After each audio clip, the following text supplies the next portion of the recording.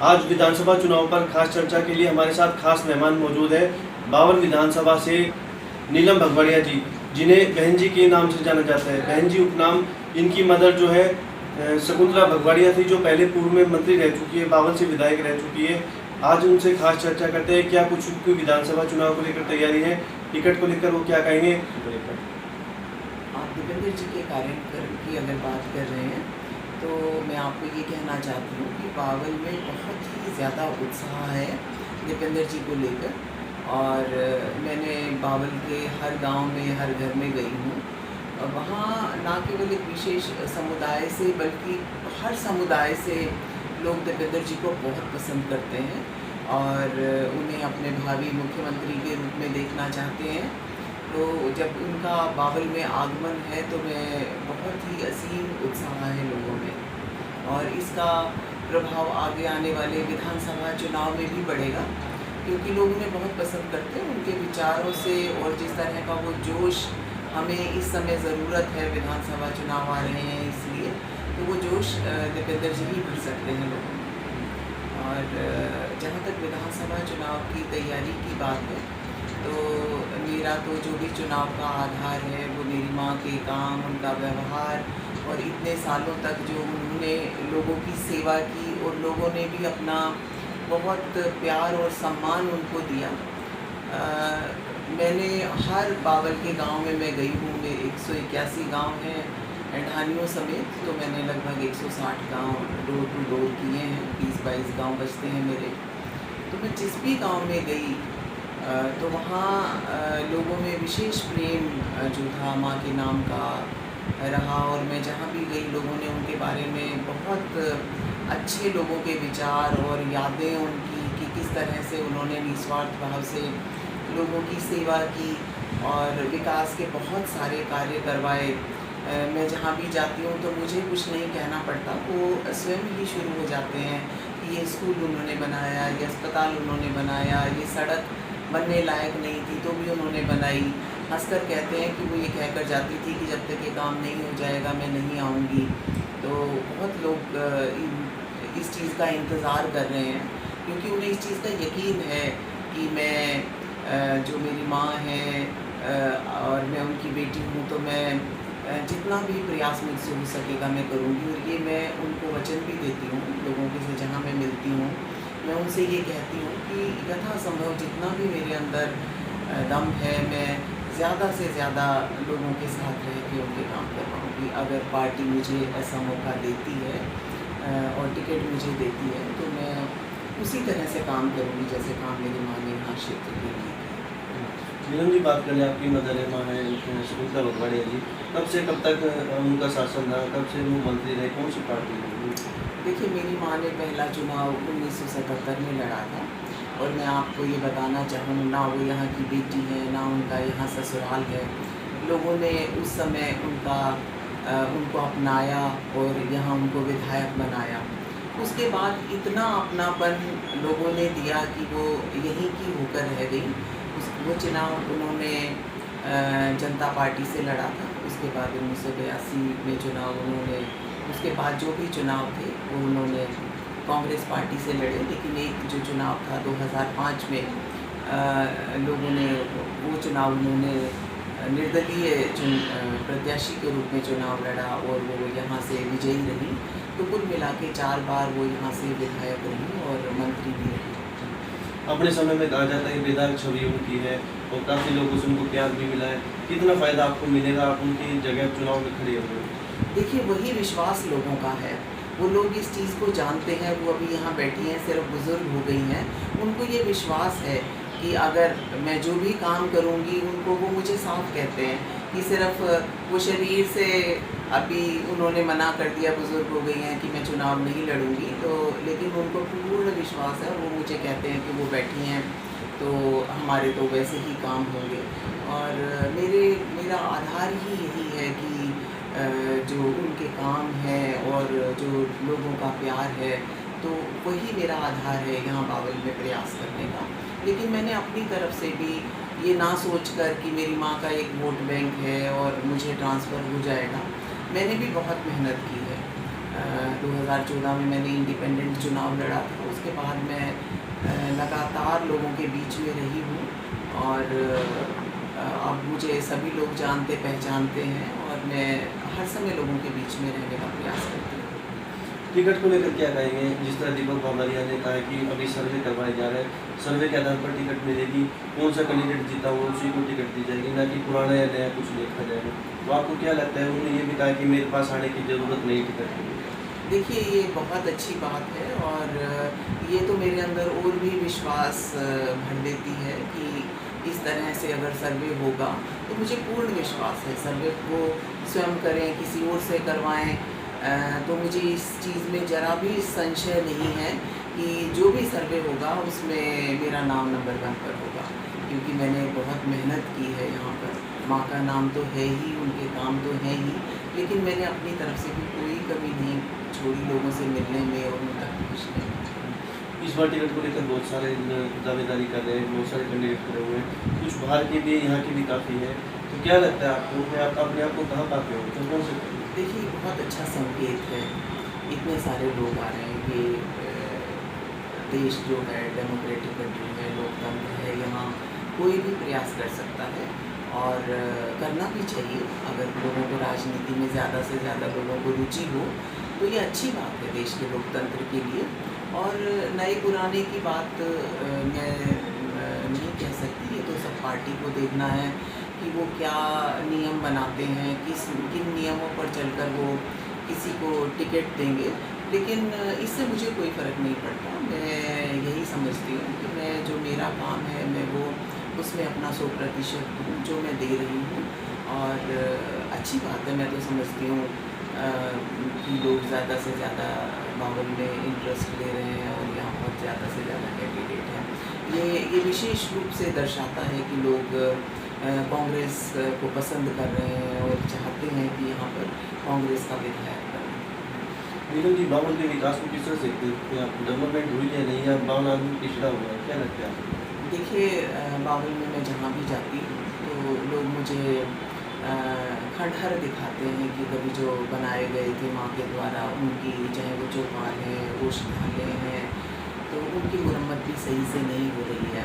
तो विकास मुझे तो कहीं दिखाई नहीं देता। यहाँ पर कोई नए स्कूल्स बन रहे हों या कोई पुरानी चीज़ों की मरम्मत हो रही हो या कोई नई बड़ी चीज़ यहाँ आई हो।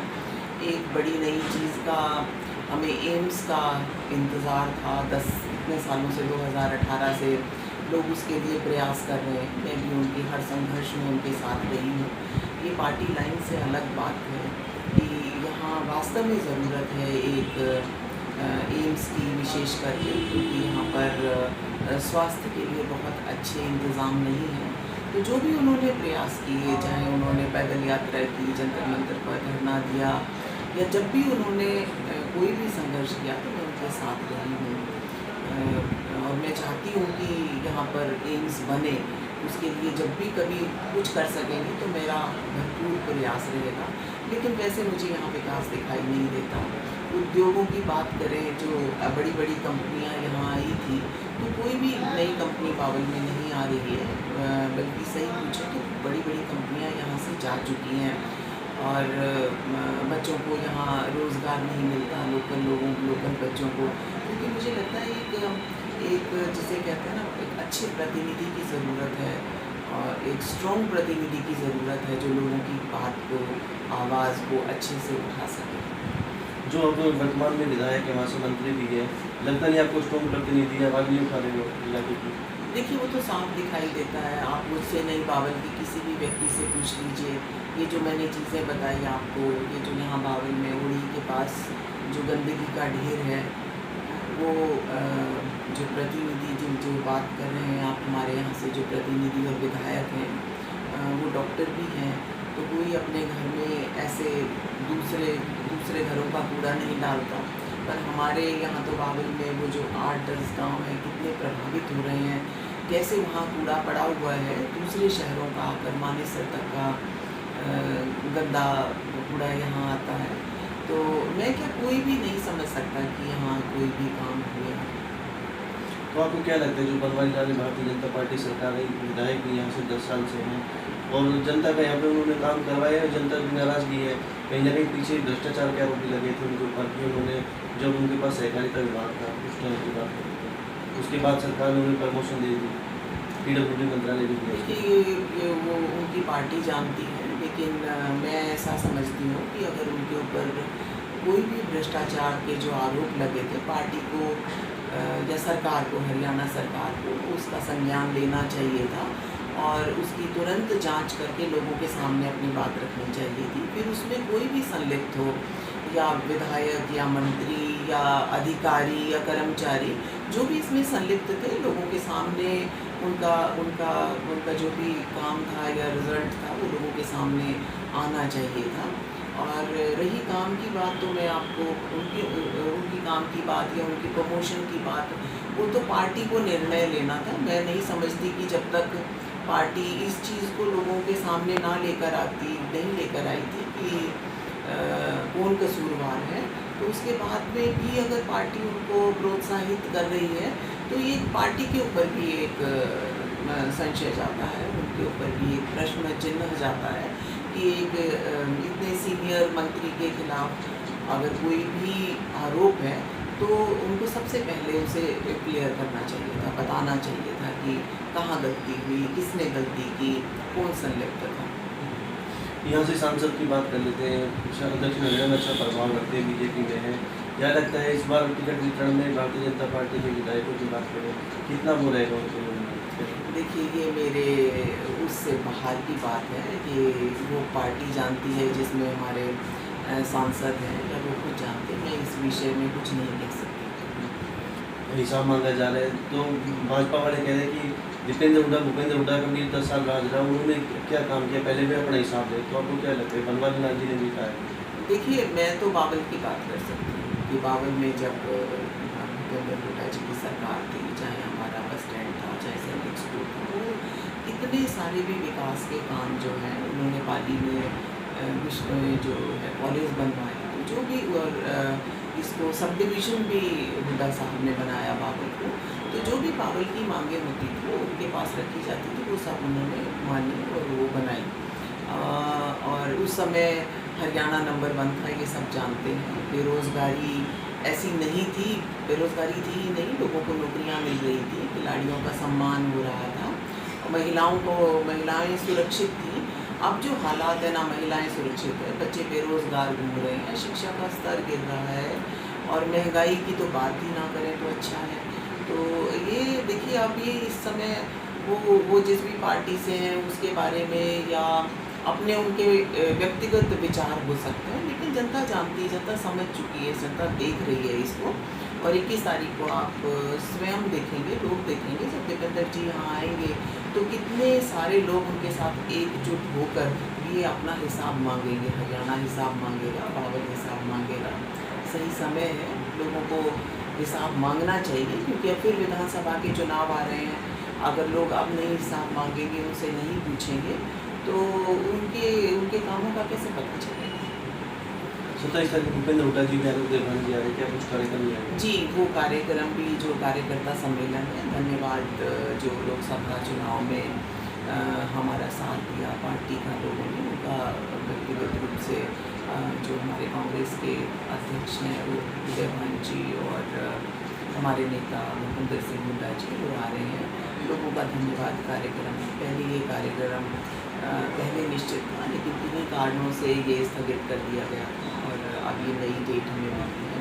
तो लोगों के अंदर उस प्रोग्राम के लिए भी बहुत उत्साह है और मैं समझती हूँ कि हम बहुत भाग्यशाली हैं कि एक सप्ताह के अंदर 2 इतने बड़े नेता हमारे क्षेत्र में आ रहे हैं, हमारी बात सुनने, समझने और हमारे जो वोटर्स को, जनता को उत्साह देने और जोश देने।